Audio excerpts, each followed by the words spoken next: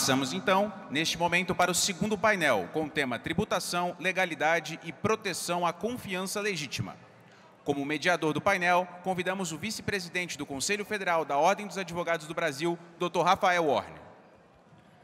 Muito bom dia. Vamos dar sequência a este seminário nessa mesa composta pelo eminente ministro do Supremo Tribunal Federal, ministro Gilmar Mendes, pelo magistrado Francisco José Navarro Sánchez, do Tribunal Supremo da Espanha, e também dos estimados colegas, nosso sempre presidente Marcos Vinícius Furtado Coelho, e também do professor Eduardo Maneira. Esta seleta plateia, cumprimento na pessoa do presidente do Supremo Tribunal Federal, ministro Barroso, também do presidente da Ordem dos Advogados do Brasil, presidente Beto Simonetti. Falaremos aqui sobre tributação, legalidade e proteção à confiança legítima. Aliás, o princípio da confiança legítima, imprescindível para o desenvolvimento econômico de uma nação. Um princípio que vai além dos princípios da segurança jurídica e da boa-fé e que protege o investidor, o contribuinte, contra mudanças abruptas e potencialmente prejudiciais à sua atividade. Perfeito. Então, aqui o pessoal do som dando orientação. Obrigado. Obrigado. Diante disso, eu passo primeiramente a palavra ao magistrado Francisco José Navarro Sánchez, do Tribunal Supremo da Espanha, para que faça a sua palestra no prazo regimental de 20 minutos. Muito obrigado. Muy buenos días. Soy Francisco José Navarro, magistrado en España, es juez también, juez del Tribunal Supremo del Reino de España. Lo primero que quiero decir es que mostrar mi agradecimiento a las dos instituciones que han organizado este seminario, este encuentro de tan alto nivel científico y en este marco incomparable del Paraninfo de la Universidad, la antigua Universidad Central de Madrid, hoy Universidad Complutense de Madrid. Por lo tanto, mi agradecimiento a la Orden de Abogados de Brasil y también a la Universidad Complutense de Madrid, a la Escuela de Práctica Jurídica que se inserta dentro de esta institución, y me permiten que personifique en la persona de mi compañero y amigo José Manuel Almudí Cid la invitación o el agradecimiento por la invitación para participar en este encuentro. En realidad es difícil hablar en 20 minutos sobre la seguridad jurídica y sobre la tributación, pero sí que creo que se pueden apuntar determinados temas de interés común. Procedemos de países diferentes, que hablamos lenguas diferentes, pero familiares entre sí, y manejamos conceptos jurídicos que yo creo que más o menos son inteligibles. Yo voy a procurar reducir a una especie de común denominador lingüístico y jurídico las ideas que tenía pensado desarrollar en el tiempo que me ha sido concedido para ello. La seguridad jurídica es algo que es fácil saber lo que es también fácil saber lo que no es, y es muy difícil de definir, muy difícil de definir. Y también es difícil de situar en el marco de un sistema constitucional. Hay unos principios generales, incluso principios metaconstitucionales o metajurídicos, que es la atmósfera donde vive el principio de seguridad jurídica. Por ejemplo, el principio de separación de poderes, principio constitucional, principio liberal. Si no existiera separación de poderes, o en la medida en que la separación de poderes no sea real, efectiva, nítida, en la medida que un poder del Estado pudiera ser amenazado o menoscabado por los demás poderes del Estado, la seguridad jurídica padece inexorablemente. Y después estos conceptos de los que vamos a hablar son herederos de una tradición acuñada o que gira en torno al concepto de ordenamiento jurídico, que en realidad yo creo que es sinónimo de sistema jurídico, la idea de Santi Romano, jurista italiano, que concibió esta idea piramidal, jerárquica, ordenada, conforme a unos principios, que es el ordenamiento jurídico. Pues, para continuar con la alegoría, creo que el principio de seguridad jurídica puede ser la argamasa, el elemento de cohesión del sistema jurídico. En nuestra Constitución española se enuncian en el artículo 1.1, es decir, en el frontispicio, los llamados valores superiores del ordenamiento jurídico, y enuncia 4: la justicia, la libertad, la igualdad y el pluralismo político. No cita la seguridad jurídica. Entonces, una primera idea que podríamos extraer es que cabe deducir, y a mí me lo parece así, que el principio de justicia está por encima, al menos conceptualmente, del principio de seguridad jurídica. Luego quizá veremos, si da tiempo, que no son principios antagónicos ni inconciliables, aunque conocen puntos de fricción entre uno y otro. Después de que el artículo 1.1 de la Constitución consagre estos valores superiores, que son como supraprincipios jurídicos, por decirlo de alguna manera, el artículo 9.3 de la Constitución ya de un modo más concreto apela a la seguridad jurídica como principio general del derecho rector de en nuestra Constitución. Y el principio de seguridad jurídica viene enumerado en ellos de una manera que se puede decir doble. Primero, porque se enuncia directamente como tal, principio de seguridad jurídica, y después porque si se fija uno bien todos esos principios, irretroactividad de disposiciones sancionadoras no favorables, legalidad, publicación de las normas, jerarquía normativa, responsabilidad, todos son manifestaciones o emanaciones del principio de seguridad jurídica.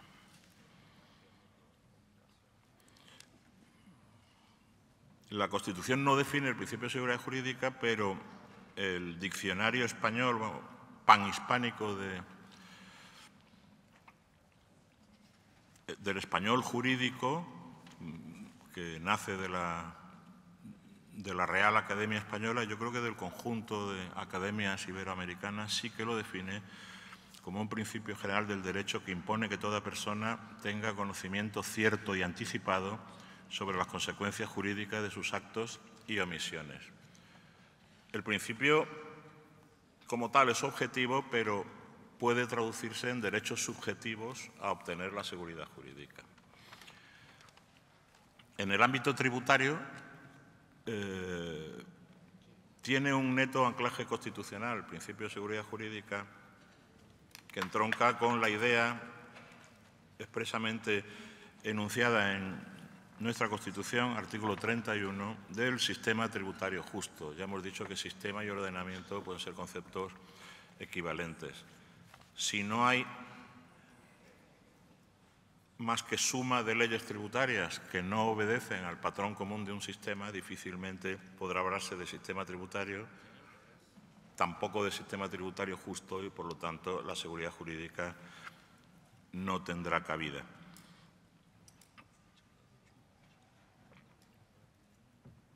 En España, además, y creo que también en Brasil, se puede hablar de sistema jurídico, pero también de subsistemas. Aquí tenemos una organización territorial del Estado donde hay un Estado central, por decirlo de alguna manera, unas comunidades autónomas, que son entes dotados de entidad política, pero que se integran dentro del conjunto del Estado, y después hay entidades locales, y en fin, hay una jerarquización, una pluralidad de entes políticos y administrativos que atomizan en buena medida o en cierta medida el principio de unidad.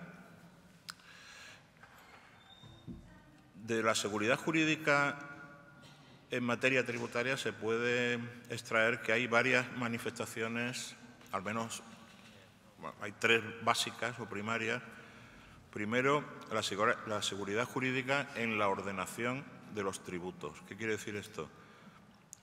La seguridad jurídica como mandato que recibe el legislador para que a la hora de configurar los tributos, configurar los procedimientos tributarios, configurar las instituciones tributarias, se someta al principio de seguridad jurídica.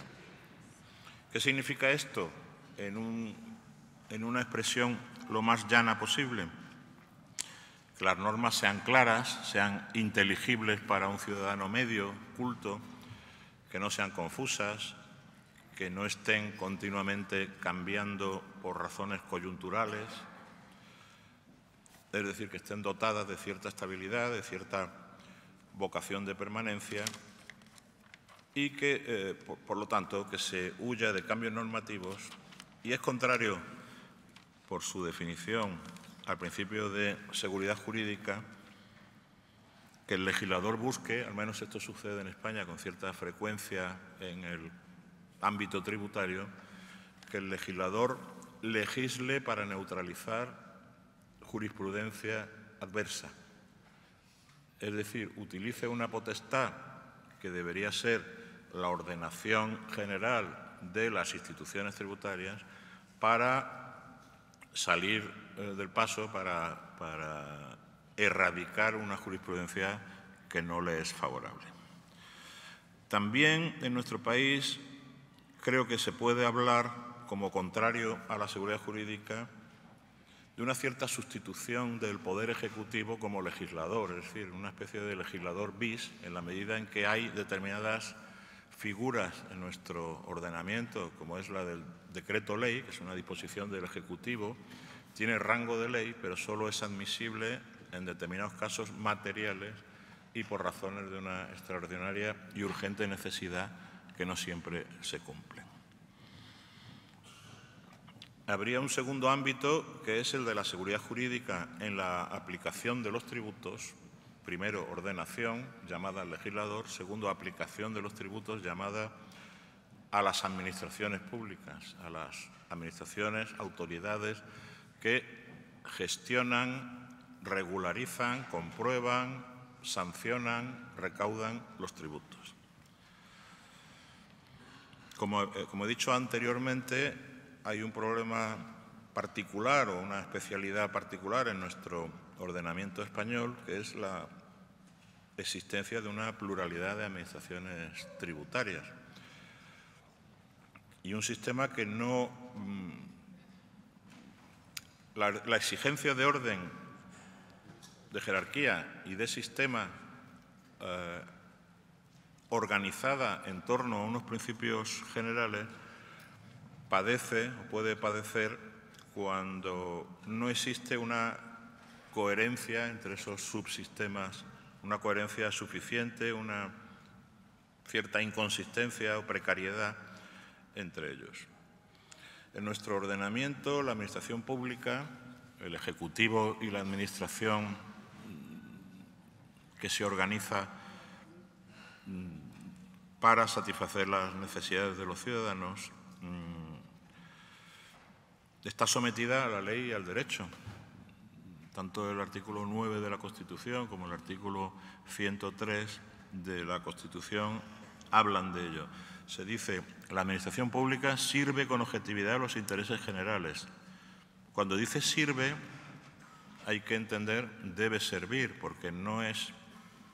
La Constitución no hace actos de constancia o de constatación de un hecho. Lo que hace es expresar mandatos al respecto. Y hay una tercera rama que quizás sea la que a mí más me interesa por razón de la posición que ocupo en mi quehacer diario, es la seguridad jurídica en el control judicial de la actuación de la Administración. En nuestro sistema jurídico, que no está aislado en el mundo, obviamente, cualquier actuación de la Administración, del Ejecutivo, está sometida al control jurídico de jueces y tribunales que son profesionales, independientes, inamovibles, responsables y sometidos exclusivamente al imperio de la ley. El control judicial de la actividad jurídica de la Administración puede conducir, de hecho conduce a diario, a la anulación de los actos o disposiciones, es decir, de reglamentos que sean contrarios al ordenamiento jurídico. Tanto nuestra Constitución como la idea de ordenamiento jurídico supone que hay dos conceptos, uno de los cuales está embebido dentro del otro, está incardinado dentro del otro.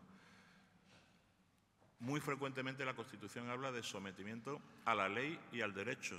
¿Son cosas distintas? Creo que sí.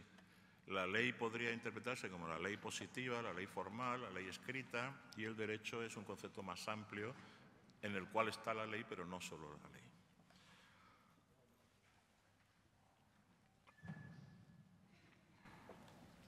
Hay determinadas figuras o manifestaciones del principio de seguridad jurídica en el ámbito tributario que creo que es conveniente referirse a ellas. Primero de ellos, principio de confianza legítima. ¿Qué es este principio? Pues nos lo define de nuevo el diccionario panhispánico de principios jurídicos, al que me he referido antes, del español jurídico. Es un principio que protege la seguridad jurídica de quienes se relacionan con la Administración, considerando ilegítimos los cambios arbitrarios e injustificados de criterios por parte de ésta. Es decir, el principio este de confianza legítima no es compatible, no se compadece con la existencia de criterios inopinadamente cambiantes por parte de la Administración. También por parte de los tribunales de justicia. Es decir, los tribunales de justicia crean su doctrina, crean su criterio y normalmente tienen la posibilidad, dentro de la ley, de cambiar de criterio. Ahora en España hay una polémica importante que proviene también de otros tribunales, como el Europeo de Derechos Humanos o el Tribunal de Justicia de la Unión Europea, sobre el alcance de la jurisprudencia cuando, en interpretación de la misma ley, se cambia el criterio precedente. ¿Y qué efectos podría tener este cambio, podríamos llamar brusco, de jurisprudencia respecto de las situaciones amparadas en interpretaciones de la ley, justamente las contrarias de las que ex novo se establecen? El diccionario del español jurídico se ocupa de decir, yo creo que con gran acierto, porque es un diccionario muy técnicamente solvente, de los cambios arbitrarios puede resultar la responsabilidad de la Administración y la obligación de indemnizar por los daños y perjuicios causados a los ciudadanos. Este principio, se encarga también el diccionario de decir, proviene del derecho comunitario europeo. En realidad es un principio que entronca con otros muchos que son de nuestra tradición romana, principio de buena fe, principio de vinculación al acto propio, a la declaración de voluntad propia, y es un principio de gran calado en nuestro derecho. Al ser un principio, un acto, una disposición puede ser anulada porque se infrinja el principio de confianza legítima. Esto creo que es lo principal que cabe decir al respecto. Un segundo principio, muy familiar del primero, sería el principio de vinculación a los actos propios. Este precepto está tan vinculado con el anterior, que es el que ha venido funcionando históricamente en España hasta la aparición del de confianza legítima, que presenta algún matiz diferencial. Este es un principio que ya viene del derecho romano, venire contra factum proprium non auditur, es decir, no cabe contradecir el propio derecho, el propio acto, es decir, una manifestación de voluntad, sea de personas públicas, sea de personas privadas, no puede desdecirse a menos que el acto en sí mismo sea ilegal, en cuyo caso estaríamos en presencia de otros principios de superior entidad. No me quiero detener en la exposición de estos principios porque cada uno de ellos daría lugar a una ponencia separada y no quiero hurtar el derecho de los demás a intervenir. Como decía un profesor mío, yo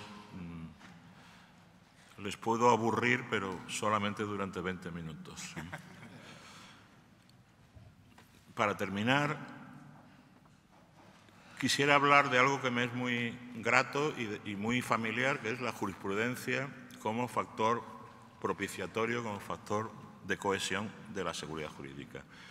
En nuestro sistema procesal, la cúspide del control judicial por parte de los tribunales lo lleva a cabo la llamada jurisdicción administrativa o jurisdicción contencioso-administrativa. Es una de las 4 jurisdicciones en que se subdivide el sistema procesal español. Y en materia administrativa, dentro de la cual está la materia tributaria, que forma parte del concepto más amplio de jurisdicción administrativa, tenemos el recurso de casación, que surge en 1992 y fue ampliamente reformado en 2016, que es la versión que ahora mismo funciona. Se puede decir que este recurso de casación tiene 2 finalidades, una que es la propia de cualquier recurso, que es dar satisfacción al derecho del interesado, del recurrente, de quien postula ante los tribunales, y examinar su causa en derecho para saber si tiene o no razón, lo que se ha llamado tradicionalmente el jus litigatoris.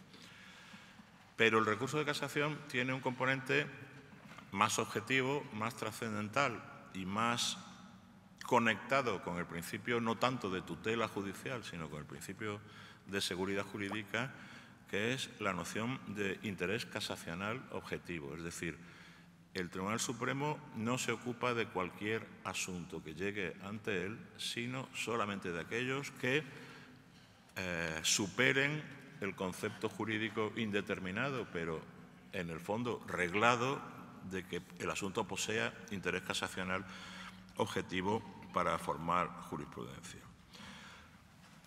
Bajo este prisma, las notas esenciales de la casación y los propósitos confesados y evidentes de nuestra ley procesal son la aspiración primero a la certeza y a la previsibilidad de las resoluciones judiciales. En realidad es el anhelo, la aspiración de reducir a la unidad la doctrina. En segundo lugar, la igualdad en la aplicación de la ley, es decir, que casos iguales reciben respuestas iguales o respuestas similares. En tercer lugar, relacionado con ello, la previsibilidad de las resoluciones judiciales. Creo que también se puede predicar esto del recurso de amparo constitucional. La estabilidad en el tiempo de la doctrina jurisprudencial, ya lo hemos visto antes en relación con las leyes. La evitación de los bandazos jurisprudenciales, bueno, estamos en ello.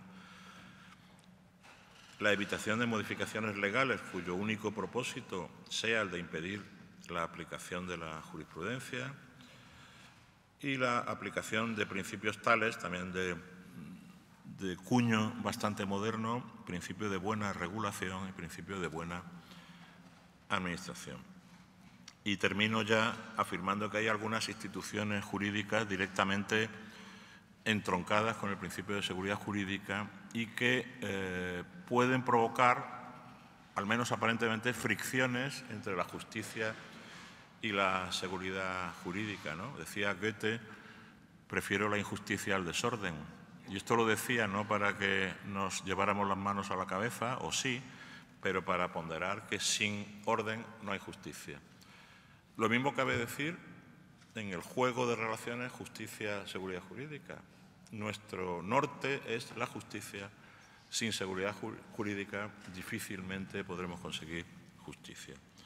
¿Qué instituciones son estas? Y me limito a enumerarlas para no cansar su atención. En primer lugar, la prescripción, obviamente. La prescripción extintiva hace perder fuerza, hace perder existencia a los derechos que se reivindican, pero también a las potestades de la Administración. Se presume su abandono y, por lo tanto, deben evitarse interpretaciones extensivas de las facultades de de la Administración Pública para controlar situaciones jurídicas pasadas que ya abandonó en su día. En segundo lugar, la cosa juzgada, judicial y administrativa, que también es un medio de cerrar definitivamente en derecho situaciones jurídicas ya examinadas y que no podrían volver a verificarse. Y en tercer y último lugar, y con esto ya agradeciendo su atención, finalizo, deben interpretarse los derechos de los ciudadanos, máxime los derechos fundamentales, conforme a los tratados internacionales en materia de derechos humanos. Y especialmente en cuanto al derecho europeo, al que nos vinculan nuestros tratados, la doctrina del Tribunal de Justicia de la Unión Europea y la del Tribunal Europeo de Derechos Humanos. En la medida, y esto ocurre con evidencia, que estos tribunales, su doctrina conduce a resultados más protectores de los derechos de los ciudadanos que los que nos confiere nuestro propio derecho nacional. Muchas gracias por su atención.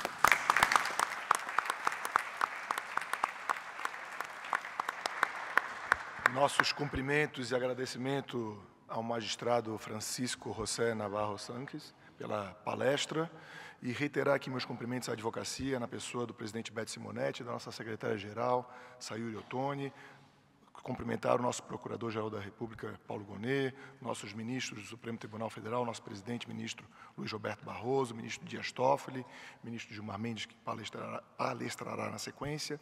Também os nossos ministros e ministras do Superior Tribunal de Justiça que prestigiam este evento, ministro João Otávio Noronha, ministro Humberto Martins, ministro Mauro Campbell, ministro Antônio Carlos Ferreira, ministro Ricardo Cueva, ministra Regina Helena, ministro Reinaldo Soares da Fonseca, ministro Gurgel de Faria, ministro Marcelo Navarro, ministro Ribeiro Dantas, ministro Rogério Schietti, ministro Paulo Sérgio Domingues e ministro Afrânio Vilela. Também uma saudação ao nosso sempre ministro do STJ, meu conterrâneo, ministro Jorge Mussi, e uma saudação, já que estou aqui saudando catarinenses, ao nosso desembargador do 5º Constitucional do Tribunal de Justiça de Santa Catarina, Diogo Pizzica. Faço agora a palavra ao nosso sempre presidente da Ordem dos Advogados do Brasil, membro honorário vitalício, meu querido colega, amigo, Marcos Vinícius Furtado Coelho. Presidente desempregado.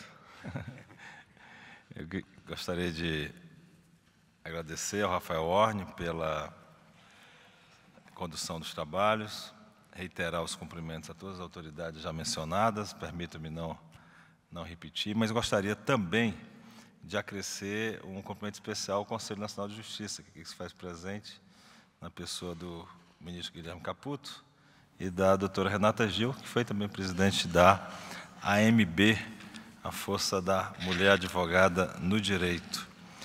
E fazer um cumprimento especial, Rafael, ao sistema OAB aqui presente, pelos presidentes seccionais, a Daniela Borges, o Arinaldo Dantas, o Rafael Lara, o Fernando Lins e o Sérgio Leonardo. Agradecer a presença de todos do mundo jurídico brasileiro e espanhol que aqui se encontram. A partir do Ministério Público, com Paulo Gonet já mencionado, um humanista que está conduzindo a Procuradoria-Geral da República, e também do Jarbas Soares, que é Procurador-Geral de Justiça de Minas Gerais, que agora coordena os Procuradores Gerais de Justiça do país. De fato, a presença da magistratura, do Ministério Público, da advocacia, além do sistema OAB aqui presente, o Felipe Sarmento, que é o decano, Rafael Orne, a Sayuri, nosso líder maior, Beto Simonetti.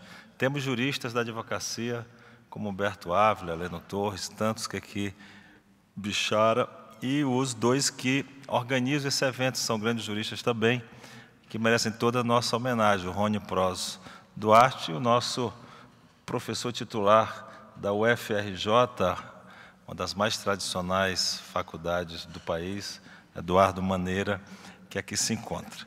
Os ministros do Supremo Tribunal Federal homenageiam com as suas presenças e abrilhantam o evento. Vou tratar sobre a confiança legítima, que é o tema, ministro Dias Toffoli, desse evento. E, como já mencionado pelo doutor Francisco José Navarro, nosso magistrado do Tribunal Supremo da Espanha, o Tribunal Constitucional Espanhol considera o princípio da segurança jurídica como um elemento subjetivo do princípio da segurança jurídica e o incorpora como um dos postulados básicos do Estado de Direito aqui na Espanha, embora não presente de forma expressa na Constituição espanhola.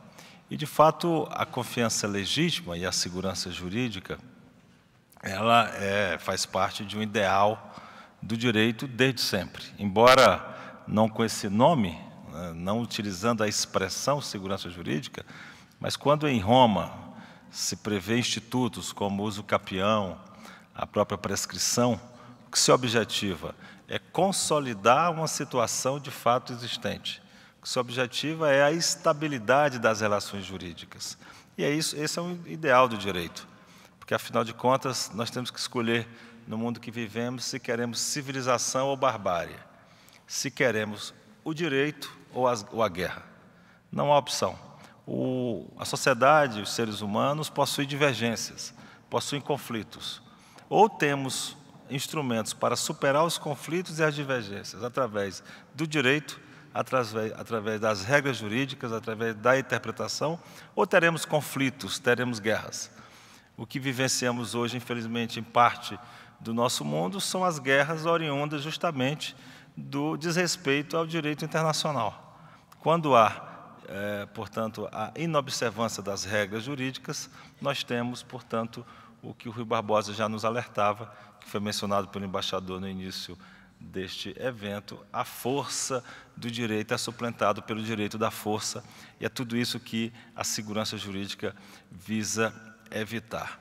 E qual seria, então, o ponto básico, algo que une, porque a segurança jurídica ela traz várias possibilidades, atrai vários conceitos, mas saber e prever. Me parece que nessas duas palavras encontra o resumo, a síntese, a essência do que é a segurança jurídica.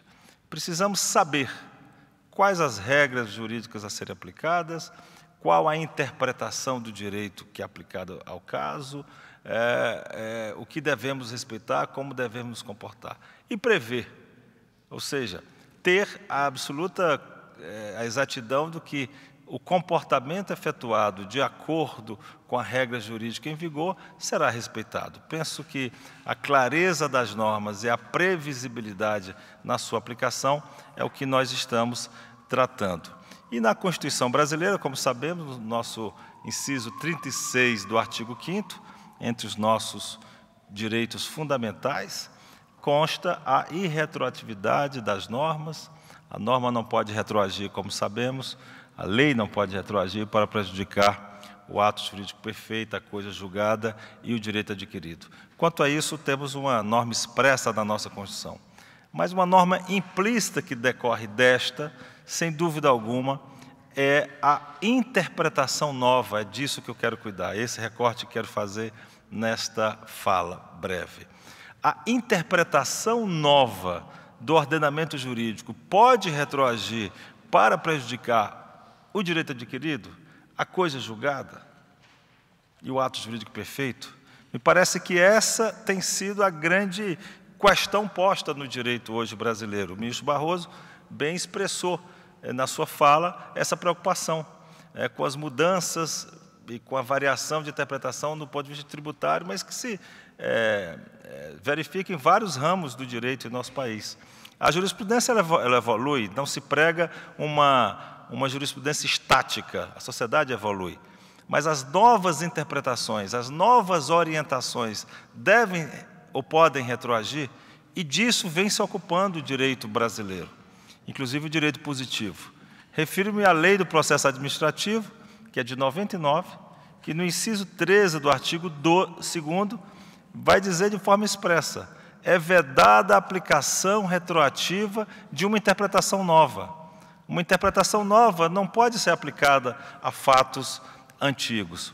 O Código de Processo Civil, da mesma forma, no seu artigo 927, ao passo que cria o sistema de precedentes, que determina que a aplicação da jurisprudência dominante deve ser aplicada de forma obrigatória por juízes e tribunais, isso é fundamental, porque traz a igualdade de todos perante a lei na aplicação do direito em cada caso concreto.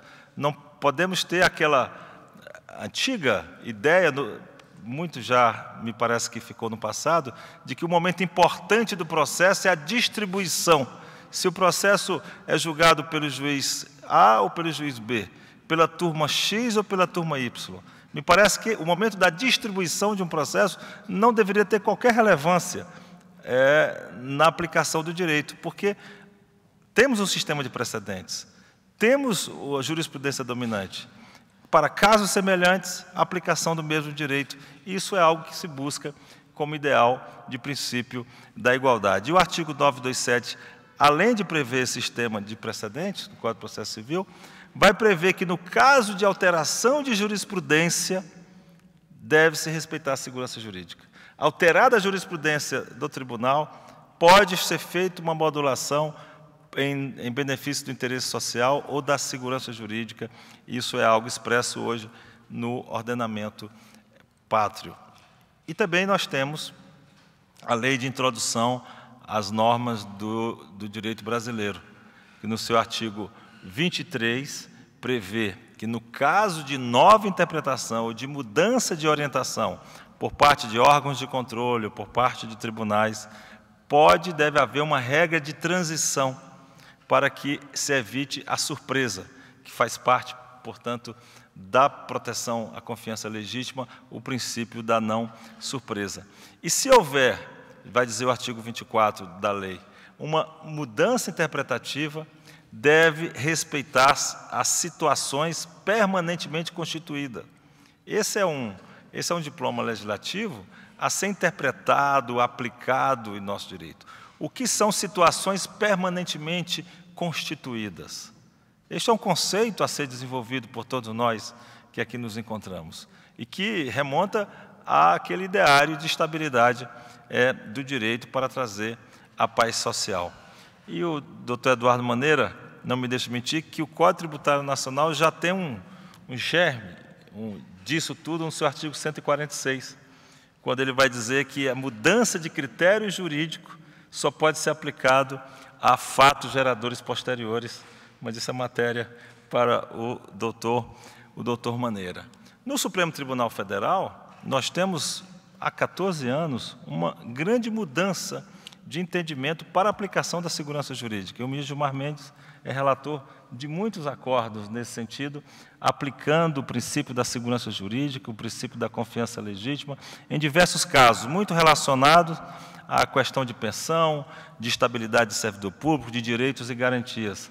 Talvez, certamente, influenciado pelo direito federal alemão, que traz, como sabemos, desde o final dos anos 50 do século passado, esse entendimento da segurança jurídica, primeiro na jurisprudência do Tribunal Federal Administrativo, depois na jurisprudência do Tribunal Constitucional Alemão, e depois na própria Constituição. Então, como sabemos, o Gilmar tem essa formação muito influenciada pelo direito alemão e trouxe ao nosso país, de forma pioneira, há cerca de 14 anos, o Supremo Tribunal Federal faz essa virada, porque até então vinha uma jurisprudência no sentido de que atos nulos, eles não seriam convalidáveis, os atos eivados de ilegalidade, eles, mesmo que no tempo eles fossem já estabilizados, deveriam não surtir mais qualquer efeito. Mas o Gilmar traz esse entendimento de que a segurança jurídica, o princípio da confiança legítima, o princípio que cada cidadão deve ter no sentido de que um ato do Estado deve ser tido como legítimo, haveria de ser respeitado. Portanto, é um desafio para todos nós, do Brasil e do mundo, buscar esta finalidade do direito, que é a paz social, que é a estabilidade, a previsibilidade, a proteção da segurança, da confiança legítima.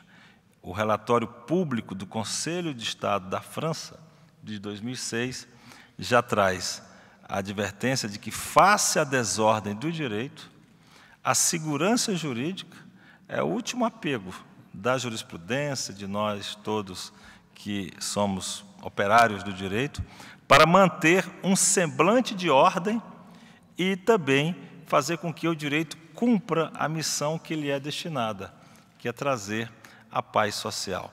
É um momento de reflexão.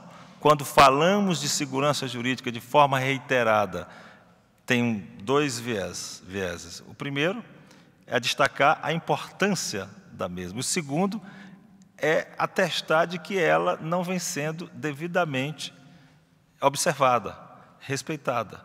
Quando alertamos todos nós e como discutimos, é momento de reflexão e momento de aplicação. Sem dúvida alguma, com segurança jurídica, teremos um Estado de direito digno desse nome e a preservação da civilização, que não pode jamais incorrer no desforço possessório, nas guerras, e, sem dúvida alguma, o Brasil, a Espanha e o mundo construiremos uma sociedade justa, fraterna, solidária, a partir do diálogo, a partir da resolução dos conflitos, com instrumentos formais, a partir da ideia de que todos nós não devemos ser donos da verdade.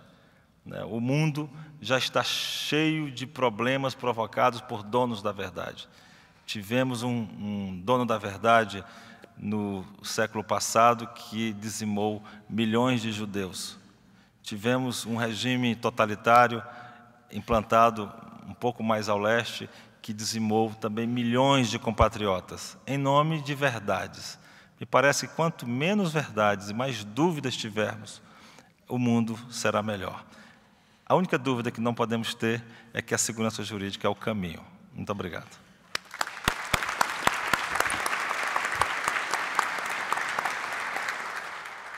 Nossos cumprimentos e agradecimentos também ao nosso palestrante, que já facilitou meu trabalho, porque ele já fez uma dobradinha aqui com o professor Maneira, já passou a bola. Então, aproveitando, o presidente Marcos Vinícius, desse seu bate-bola, passo agora a palavra ao nosso professor Maneira, que dá a sequência, e teremos depois o grande finale com o nosso ministro Gilmar Mendes. Boa tarde a todos e a todas. Eu vou pedir licença para não nominar todas as autoridades presentes, porque já foi feito. Gostaria de saudar somente os membros da mesa, o presidente Rafael Horn, o ministro Francisco José Navarro Sánchez, doutor Marcos Vinícius, ministro Gilmar Mendes, e, obviamente, da plateia, o presidente Beto Simonetti e o diretor da ESA, Rony Duarte. E gostaria de fazer um registro, um agradecimento público ao Breno Oliveira por ter nos proporcionado ontem uma visita espetacular ao Museu do Prado. Fica aqui o agradecimento de todos. Eu vou procurar ser breve por dois motivos. Primeiro, porque a partir do 12h15 estamos nos aproximando da hora do almoço e eu não quero tomar o tempo de vocês para ouvir a palestra do ministro Gilmar Mendes. Então, o tema tributação, legalidade e proteção à confiança legítima. O que eu vou procurar é, a partir do exame da jurisprudência do Supremo Tribunal Federal nos últimos 40 anos sobre legalidade, eu escolhi alguns casos que eu considerei importantes para ver se a legalidade continua a ter o protagonismo que a Constituição deu a ela como instrumento de proteção à confiança legítima, ou se fragilizou-se, mitigou-se o poder do princípio da legalidade em sentido estrito, por vários fenômenos que nós vamos verificar. Então, uma breve introdução de 2 minutos, lembrando que o nosso sistema tributário brasileiro, que não vai se alterar com a emenda 132, o núcleo duro dele, porque os princípios constitucionais, já foi dito pelo Supremo, são cláusulas pétreas, não podem ser objeto de reforma. O nosso sistema tributário se estrutura a partir de um Estado federal e republicano democrático de direito. Isso é importante para saber da importância da repartição de competência tributária da Constituição, que retrata esse Estado federal. E os princípios tributários que retratam a República cumprem duplo papel, por serem a um só tempo limitações ao poder de tributar e princípios, garantias do cidadão contribuinte. Então, o nosso sistema, princípio da legalidade de um lado e princípio da isonomia de outro, são os princípios gerais fundamentais do nosso sistema e ganham maior concretude com a aplicação de outros princípios que lhes são conexos. Os fundamentos teleológicos da legalidade sempre estiveram ligados à ideia de segurança jurídica. E o primeiro passo em direção à segurança jurídica deve ser sempre dado pelo Estado ao submeter ou restringir o exercício do poder ao direito, como na lealdade que o Estado deve agir como Estado legislador e Estado administrador para com os seus cidadãos. A Constituição não institui tributos, ministro. Lembrando, ela autoriza as pessoas políticas a instituírem aquele tributo nela previstos, de acordo com as regras de competência e princípios por ela consagrados. A norma jurídica que impõe a obrigação de pagar tributo é fruto de 3 ordens normativas densificadoras da obrigação, iniciada pela Constituição, complementada pela lei complementar e acabada pela lei ordinária. Eu gostaria, então, de um primeiro caso do Supremo de 93, ministro, que a grande parte da plateia, eu acho que ainda não tinha nascido, quando, talvez essa tenha sido uma das decisões, um dos julgados mais importantes do Supremo, a DI 939, que submeteu a própria emenda constitucional número 3 de 93 ao controle de constitucionalidade. Talvez mais importante que o mérito do que tenha sido decidido, foi o Supremo ter se declarado competente, com legitimidade para declarar inconstitucional um dispositivo de uma emenda constitucional. Em 93, relatoria do ministro Sidney Sanches, o Supremo declarou inconstitucional dispositivo da emenda constitucional número 3, que ampliou exceções ao princípio da anterioridade. A emenda constitucional número 3 autorizou a União a instituir o IPMF, Imposto Provisório sobre Movimentação Financeira, que depois voltou com o nome de CPMF. Naquela altura, o Supremo disse: as exceções ao princípio da anterioridade são aquelas da Constituição de 88. Não podem ser ampliadas por emenda constitucional, porque os princípios constitucionais tributários são, na condição de garantias do cidadão contribuinte, cláusula pétrea. Então, uma posição do Supremo da importância e da relevância do princípio da legalidade e daqueles que lhes são conexos, a anterioridade e retroatividade.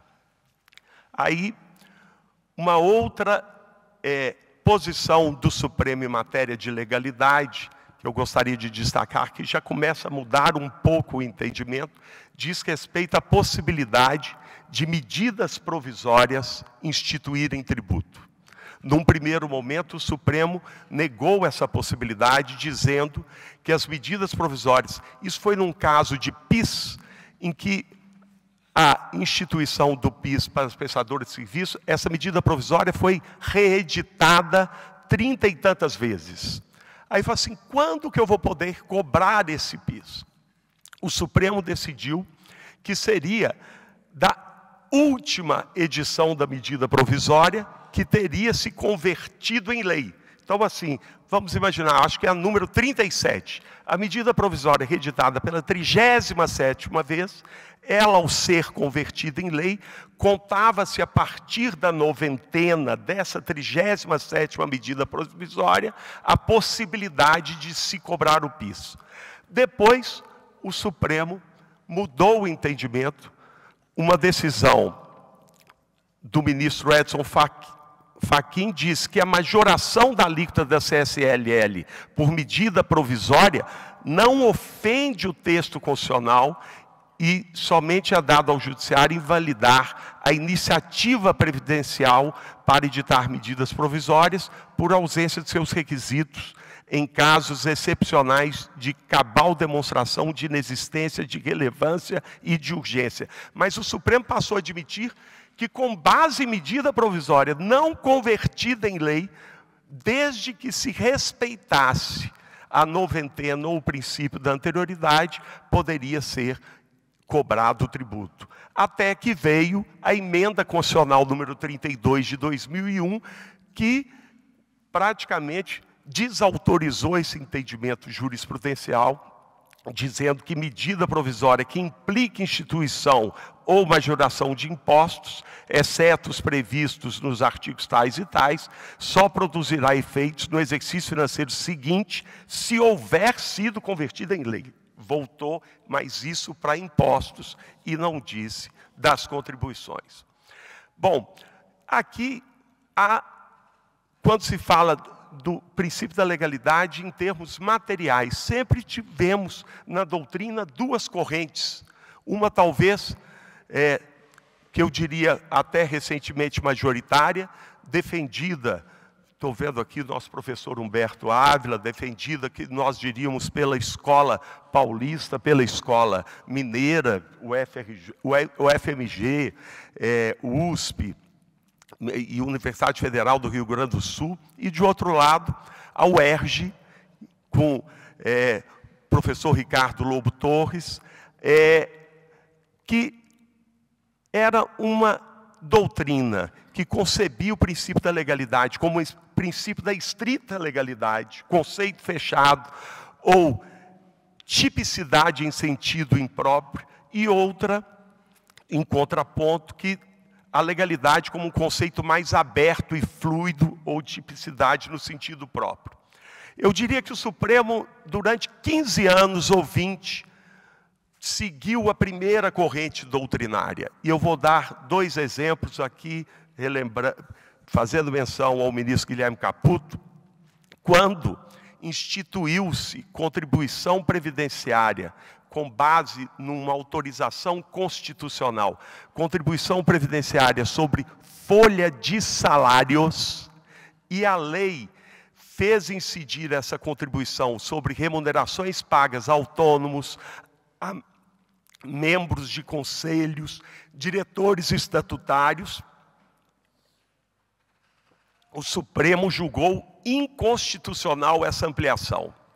E o Supremo baseou-se no artigo 3º da CLT, falou assim, olha, elementos identificadores das relações de trabalho, subordinação, pessoalidade do serviço, onerosidade, não eventualidade, isso não é característica da remuneração do autônomo, não é característica da remuneração do membro do Conselho de Administração, e julgou inconstitucional essa ampliação, vamos dizer assim, uma fluidez que se deu ao conceito de salário para alcançar essas remunerações. E foi necessário uma emenda constitucional para mudar o artigo 195, que mudou-se de salário, folha de salário, para qualquer remuneração paga pelo empregador, para alcançar a remuneração dos diretores, etc.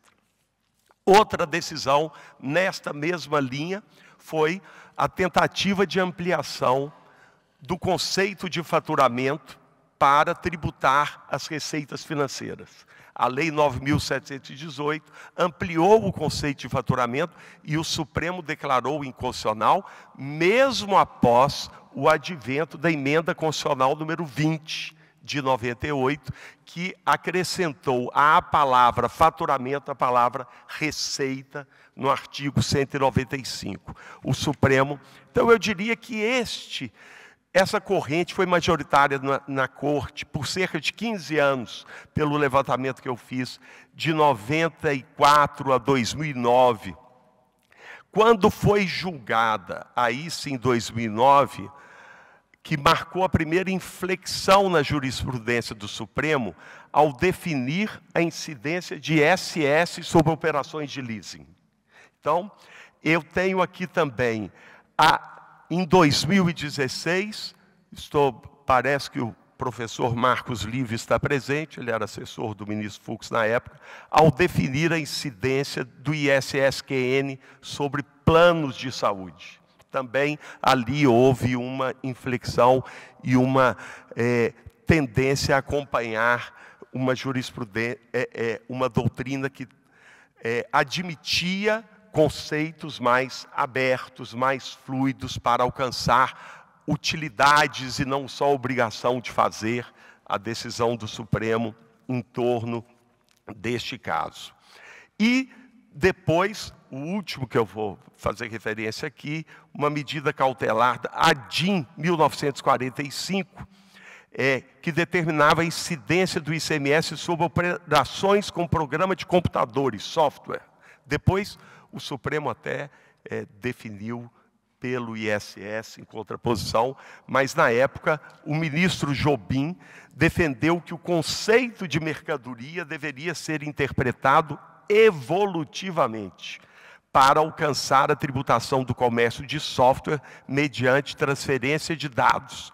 O ministro entendeu que argumentos de índole pragmática, evolução tecnológica permite o comércio virtual ou econômica, justificavam uma ruptura com a jurisprudência anterior, segundo a qual o conceito de mercadoria alcançaria exclusivamente bens móveis postos em comércio, que é o conceito clássico de mercadoria.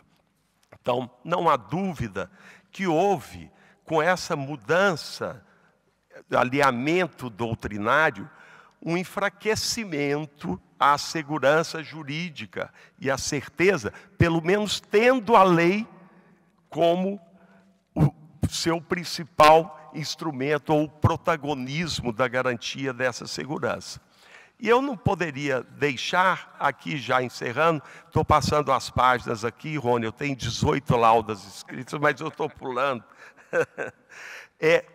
Dois pontos que depois são graves, no meu entendimento, assim, primeiro, a delegação externa legislativa. Então, lembrem-se, o Supremo primeiro disse que o princípio da anterioridade era cláusula pétrea e não podia ter exceções ampliadas por emenda constitucional. Veio uma emenda constitucional e trouxe emenda constitucional número 33 de 2001, para excepcionar a CID combustível do princípio da legalidade tributária, e nem foi questionado. A emenda constitucional número 3 ampliou uma exceção ao princípio da legalidade, e correu tudo bem. E o Supremo decidiu por 6-5, recentemente, a questão, que aqui eu me refiro de delegação legislativa externa, a mudança de alíquota do PIS/COFINS sobre receita financeira por decreto. Por decreto.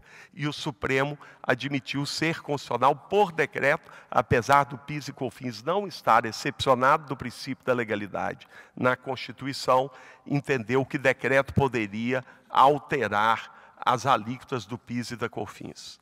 E, por fim, gostaria de falar um pouquinho que tem a ver, a partir do momento em que o Supremo também, reconhecidamente, passa a produzir normas, não é só o legislativo que produz normas, quando o Supremo decide em ação direta de inconstitucionalidade, em ação declaratória de constitucionalidade, em casos de repercussão geral, então ali está produzindo normas, a questão que hoje nos preocupa como advogados, a questão da modulação dos efeitos da decisão. Por que eu digo isso?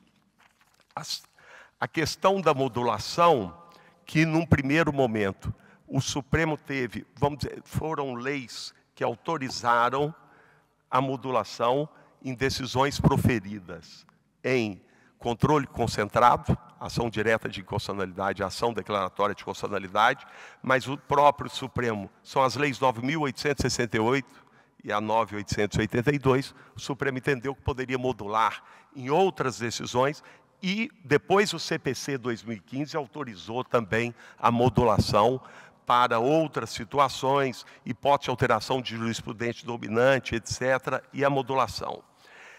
O que preocupa? Se é certo que o Supremo produz normas com a mesma força que o Legislativo produz, no sentido da sua abstração e de alcançar as partes além dos autos, e se o princípio da legalidade se submete, o princípio da legalidade tem como princípios conexos anterioridade e irretroatividade, se a anterioridade e irretroatividade também não deveriam balizar as decisões do Supremo quando mudam jurisprudência e para orientar a modulação. Então, e se não seria o caso, aí eu estou provocando talvez o ministro, dos critérios de modulação terem uma maior objetividade. Na pesquisa que eu fiz recente, as decisões sobre o momento a partir do qual a modulação deve valer são as mais variadas possíveis, proferidas em acórdãos de repercussão geral. Tem que a modulação atinge as ações ajuizadas a partir da sessão de julgamento, a partir da publicação da ata de julgamento, a partir da publicação do acórdão, a partir da decisão em ação em controle concentrado que trata da mesma temática e a partir do exercício financeiro seguinte. Então, o próprio Supremo, em decisões proferidas em repercussão geral, estabeleceu aqui pelo menos 6 critérios para alcançar a modulação. E isso leva à judicialização. Ministro, quando vai se colocar um tema para ser julgado no Supremo? É uma correria aos escritórios de advocacia para fazer, eu preciso ter esta ação posta, porque se o Supremo modular que tal decisão vai alcançar quem está discutindo em juízo e não vai modular para quem não está em juízo, eu não tenho ação, vou correr para o judiciário. E aí, para encerrar, a preocupação de se adotar anterioridade e retroatividade às decisões que têm força normativa do Supremo Tribunal Federal podem ser, vamos dizer, exemplificadas por uma recentíssima decisão liminar. Eu acho que todos devem saber ao que estou me referindo, da reoneração da folha concedida pelo Supremo na DIN 7.633, dia 25 de abril, sem entrar no mérito da decisão. O salário que começou a ser devido a partir de 1º de abril, ele começou dia 1º de abril desonerado. Até o dia 24 de abril ele estava desonerado. Mas no dia 25 ele passou a ser onerado para ser pago no dia 30. Não há na decisão liminar do ministro Zanin nenhuma manifestação sobre a aplicação da irretroatividade, porque se considerar o salário como um fato gerador complexo, que ele é construído no mês de abril, uma decisão de 25 de abril não poderia alcançar o salário de abril. Ou até mesmo uma questão de noventena, porque restabeleceu-se uma cobrança com base na folha de salários que já desde 2013 assim não o era. Então, o que fica como reflexão é que se o Supremo Tribunal Federal também, dentro de um legítimo ativismo judicial, tem o poder de produzir normas, se essas normas devem ou não obediência à anterioridade, à irretroatividade e à não surpresa que o Supremo alçou à condição de cláusula pétrea. Com isso, agradeço a atenção de todos os senhores e encerro a minha breve participação. Muito obrigado.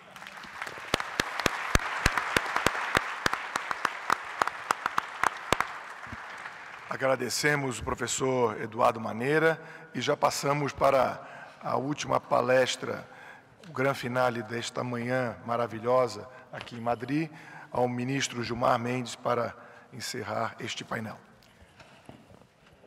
Boa tarde a todas e a todos. Cumprimentar esta mesa, professor Rafael de Assis Horn, vice-presidente do Conselho Federal, nosso magistrado do Supremo Tribunal de Justiça espanhol, caro Marcos Vinícius, professor Marcos Vinícius, sempre presidente da Ordem dos Advogados, e o professor Eduardo Maneira, que escolheu uma forma de fazer um debate com a jurisprudência do Supremo Tribunal Federal neste momento. A rigor, como todos nós sabemos e temos um consenso básico em torno do assunto, estou marcando meu tempo. A ideia de Estado de Direito envolve, como já foi assentado nas várias palestras, a ideia de legalidade e a ideia de segurança jurídica. E isso se projeta também de maneira muito clara para o âmbito tributário. Também eu, como professor Maneira, fiz uma anotação sobre essa ADIM 939, exatamente porque é um leading case em que o Supremo fez mais do que o professor Maneira descreveu. Surgiu a dúvida se anterioridade e se imunidades tributárias poderiam ou não ser alteradas por emenda constitucional. Essa foi a dúvida. E o Supremo, então, faz algo mais do que isso. Pega o 60, parágrafo 4º, e o aplica ao artigo 5º. E diz, embora essas normas não estejam aqui no artigo 5º, mas há o parágrafo 2º. E faz a ponte com o Estatuto de Proteção do Contribuinte. É essa a construção que depois, no futuro, o tribunal faria em relação aos direitos eleitorais, o artigo 14. Então, o tribunal realmente fez e continua sendo um importante leading case nessa matéria. Mas vejam, senhores, que aqui nós temos uma clara declaração de garantia e de valoração do princípio da legalidade tributária, do princípio da anterioridade tributária e do próprio princípio de não excepcionalização das imunidades tributárias. Aqui envolvia se o IPMF poderia incidir sobre partidos políticos, por exemplo, ou sobre a imunidade recíproca, portanto, estados e municípios. Aqui um outro princípio clausulado com cláusula pétrea, a ideia da imunidade recíproca. E o tribunal, em relação a isso, me parece, não variou. Em relação a medidas provisórias, não vou entrar aqui nos detalhes, todos nós sabemos que as medidas provisórias vieram um pouco num contexto, talvez, de um regime híbrido que se desenhava e que se imaginava, talvez até, que pudéssemos ter um regime parlamentar, um sistema parlamentar de governo. Então, essa era a ideia de que o governo teria maioria e aprovaria a medida provisória. Depois se viu que aquele prazo que nós adotamos, na Itália o decreto-lege era de 60 dias, nós adotamos de 30 dias, os senhores sabem que nas condições normais de temperatura e pressão, e aqui tivemos a presença da senadora Tereza Cristina, às vezes, no Congresso Nacional, em 30 dias, é difícil aprovar até moção de pesar. Por isso, esse mecanismo se tornou, e nós passamos a ter, foi um debate também que se levou para o Supremo Tribunal Federal, se era passível ou não a reedição de medidas provisórias. E, em nome da segurança jurídica, se entendeu que era necessário que houvesse a reedição das medidas provisórias. Aqui eu vejo o colega Toffoli, que foi, como eu, assessor de assuntos jurídicos da Casa Civil, subchefe de assuntos jurídicos da Casa Civil, e vivenciou essa realidade. Tínhamos que clausular as medidas provisórias. Fui eu, na minha gestão, que passei a numerar as medidas provisórias e não mais a alterar o seu número. Portanto, era 1939-1, e depois, se fosse reeditado 30 vezes, seria 1939, número 30. Né? Portanto, havia esse índex. E aí, claro, surgem esses debates. O Congresso Nacional, e aí é um diálogo institucional interessante, nós tivemos medidas provisórias sobre direito penal, naquela crise do plano Collor, a questão alterando leis do consumidor. Ou tivemos muitas medidas de caráter tributário. E aí esse diálogo institucional salutar, a emenda 32, que faz uma alteração e muda, inclusive, o procedimento das medidas provisórias. Então, isso me parece um contexto em que o tribunal recompreendeu as medidas provisórias, tendo em vista esses desafios. Agora, também tem debates, o professor Madeira não citou, mas, por exemplo, a questão sobre o comércio eletrônico. Inicialmente, o tribunal se dividiu em torno desse assunto, se a tributação se daria na origem ou no destino, tendo em vista a mudança. Alguns estados, especialmente os estados do Norte e Nordeste, passaram a exigir a tributação, entendendo que é um fato mais ou menos conhecido de nós, que foi estudado lá atrás por, entre outros, Friedrich Miller, que é a separação entre o chamado programa normativo e o chamado âmbito normativo. Se o âmbito normativo se altera, altera-se o conteúdo da norma. Foi um pouco o que o Jobim explicitou nesta abordagem, ao dizer o que é mercadoria. Claro que, se nós formos interpretar, como também a questão do faturamento, em algum momento, vão me perdoar os tributaristas mais ortodoxos, em algum momento eu achava graça daquilo. Não, banco não fatura, porque não tem fatura. Porque fatura é algo que só quem vende mercadoria tem. Então, banco não fatura. Logo, está imune de contribuição. Sabe, não dá para contar, não é?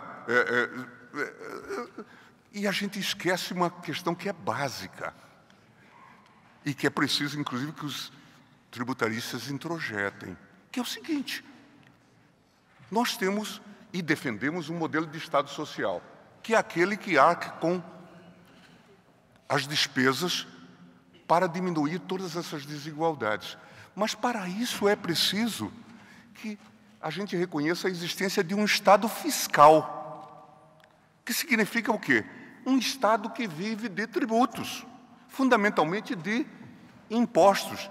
Tanto é que um conhecido de todos nós, o professor Casal Tanabás, amigo nosso de Coimbra, escreveu um livro que não é muito... Certamente vai estar nas livrarias de todos os tributaristas, nas bibliotecas de todos os tributaristas, que é o dever fundamental de pagar impostos. A ideia básica de que, de fato, esse Estado não funciona se não tiver essa estrutura de pagamento de tributos. Então, é preciso entender isto na sua acepção mais ampla. E, muitas vezes, se faz, por exemplo, nesse conceito de mercadoria, a discussão mesmo. Veja, nós... e aí, é um ponto até que eu tinha anotado para falar, nós temos um sistema altamente complexo, por isso a reforma constitucional está batendo nesse aspecto. Por quê? Temos um sistema que já é complexo em si mesmo. A rigor, tudo aquilo que nós estamos contando aqui, inclusive para os amigos espanhóis, não envolve, mas deveria envolver uma pré-compreensão de que o nosso texto é assaz detalhado. E por isso a discussão sobre o que significa ICMS ou o que significa ISS.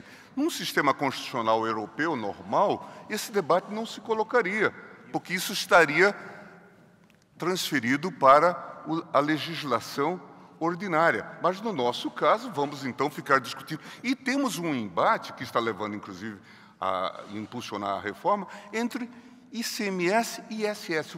Veja, sendo que cabe a autoridades diferentes, ou estados ou municípios. Mas isto é mercadoria ou isto é serviço? E essa resposta envolve repercussões no que diz respeito às finanças estaduais ou municipais. Isso tem que ser levado em conta. Isso precisa ser olhado. Agora, voltando àquela explicação que eu dei, mudou por completo. E se falou muito, inclusive Barroso na sua palestra, falou da mudança desses parâmetros todos, a mudança de paradigmas, a economia digital. E isso já vem se tornando realidade. O download feito de um programa se enquadra em que classificação? É ICMS ou ISS? São questões que se colocam e se tem que responder. E dependendo da resposta, vai se dar isenção ou imunidade por um tempo. Então, é preciso compreender essa realidade complexa com a qual o tribunal se depara. Então, eu não subscrevo a maioria das críticas feitas pelo professor Maneira, tendo em vista, com todo esse jeito, com toda essa elegância, mas eu não a subscrevo porque entendo a jurisprudência do tribunal, tendo em vista, inclusive, essa intensificação dos desafios tecnológicos que se colocaram. Mas entendo a sua percepção do mundo como tributarista, que normalmente não está advogando para o Estado, mas sempre para o contribuinte. Então, ele apresenta... Veja, e não é nenhuma imputação, não há nenhum... É só uma pré-compreensão, um cacoete, vamos dizer assim, né, que se explica. Né? Mas é preciso lidar com isto, com esta visão e com esse pano de fundo, com este leitmotiv, de que nós estamos a lidar com um tema que precisa da adequada ponderação. E em muitos casos, essa tese, por exemplo, que levou até a uma emenda constitucional, a do faturamento, levaria os bancos, numa questão desse tipo, a ficarem isentos ou imunes de tributação. Veja, nesse caso, o que seria risível em toda a extensão. E se fôssemos exagerar dentro da linha de uma certa ortodoxia tributarista, ainda poderiam dizer isso já faz cláusula pétrea, não pode nem ser alterado por emenda constitucional. Quer dizer, então, vamos devagar com o andor nesse contexto. Modulação de efeitos. Duas palavras sobre isso. Aqui é preciso notar que nós construímos um dos mais complexos sistemas, e talvez mais completos sistemas, de controle de constitucionalidade do mundo, consorciando uma experiência que é histórica, desde 1891, o chamado controle difuso, com o controle concentrado ou direto, que começa timidamente em 65, mas depois ganha um contorno amplíssimo, né, com ADIM, ADC, ADO e ADPF. Este é um controle complexo. E, claro, depois já foi tocado aqui na palestra do ministro Barroso, o RE com repercussão geral, que deu uma outra conotação ao nosso controle difuso, dando perfil objetivo ao próprio processo de RE ou de recurso extraordinário. Vejam, senhores, que isso exige, e nós estivemos, Barroso e eu, estivemos na comissão que escreveu o artigo 27 da Lei 9868. E depois também trabalhei numa outra equipe na versão, no pré-projeto da Lei 9882, que trata da ADPF.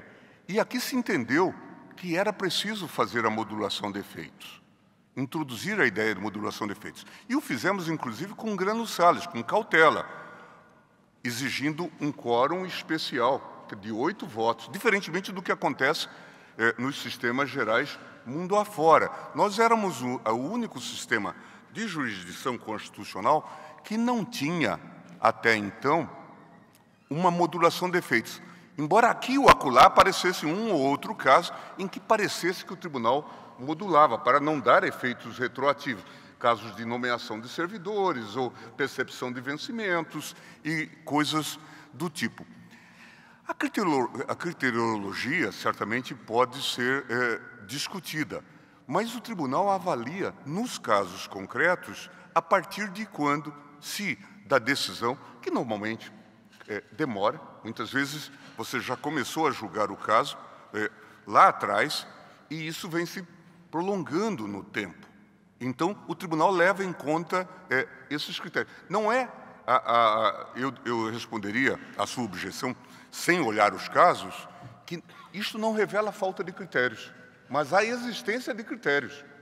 Revela exatamente que, nesses casos, o tribunal leva em conta a necessidade de considerar cada situação. E haverá pedidos de modulação de efeitos que são incabíveis. Muitas vezes querem que nós mantenhamos uma decisão, por exemplo, porque o STJ em algum momento já decidiu num outro sentido, mas a matéria nunca foi considerada pelo Supremo Tribunal Federal.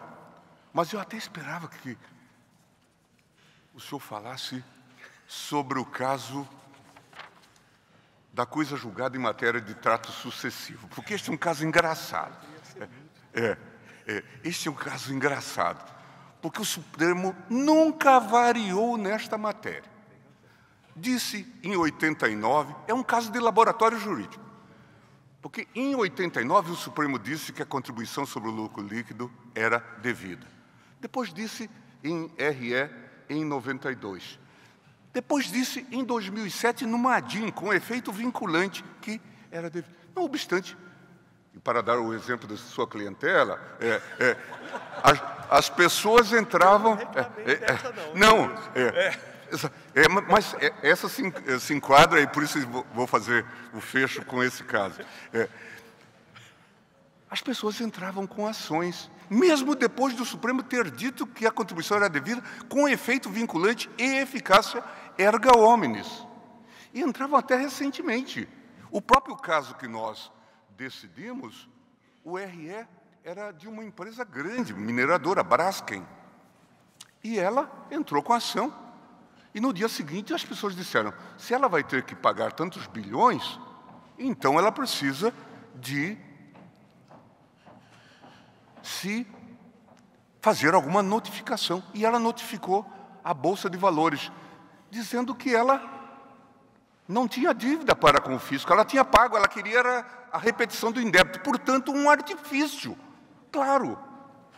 Eu contei um caso num artigo que escrevi sobre... Porque, de um momento para o outro, parecia que o tribunal tinha mudado. O tribunal não mudou nada. É uma causa inventada. O tribunal não mudou nada neste caso. E veja, o que se assentou foi simplesmente que, a partir da decisão, isto tinha eficácia geral. Há um empresário importante que, nas suas memórias, ele registra que o caso mais dramático para ele, como gestor, foi decidir não pagar a contribuição sobre o lucro líquido, porque, estrategicamente, era importante, isso está em livro, os senhores acham, porque para ele era estratégico não pagar o imposto. Veja, é uma opção dramática. Ele disse, consultava-me sempre com um grande escritório de advocacia e optei por não pagar, porque com isso eu ficava com 9% de diferencial em relação ao meu concorrente. Foi o argumento que nós usamos, Barroso e eu, para dizer, não é correto isso. Não é correto do ponto de vista do dever fundamental de pagar impostos, como também não é correto do ponto de vista da questão da concorrência. Então, me parece que é uma parte dessa sua litigância que vai fazer, que vai continuar fazendo essa aposta por razões outras. Então, me parece... Eu concordo 100%. Mas, certamente, por isso que eu acho que nós temos que, inclusive, acelerar esse processo decisório, e é o que nós temos dito em relação ao RE. Podemos perscrutar e fazer um enfrentamento, trazer as questões que eventualmente estão pendentes no STJ e que depois podem não ser confirmadas no Supremo Tribunal Federal. Eu até deixaria uma ideia que já eu esbocei lá no passado, que era talvez mexermos na Lei 9882, a lei da ADPF, para trazermos o que nela está, às vezes, implícito, que é um incidente de inconstitucionalidade. Trazermos para o âmbito do Supremo, ainda quando a questão está nascente, para não deixar que haja esse quadro de insegurança jurídica. Mas haveria muita coisa para falar, eu tenho que terminar também, mas eu deixaria ainda alguns registros. Por exemplo, eu acho que nós temos que discutir realmente essa questão da litigiosidade. Nós temos que discutir essa questão desse modelo de justiça administrativa tributária. Veja aqui a Procuradora da Fazenda Nacional. E talvez nós precisamos reconceber o CARF, talvez até com uma formação puramente profissional, de funcionários concursados, como ocorre mundo afora e ocorre em alguns estados da Federação. Talvez o recurso do CARF não devesse ir para a primeira instância, mas ir já para o tribunal, como já foi previsto em legislação passada, e pode ocorrer em relação a isso. Em suma, eu me divertiria muito falando ainda mais, mas eu acho que os senhores têm o direito de almoçar. Muito obrigado.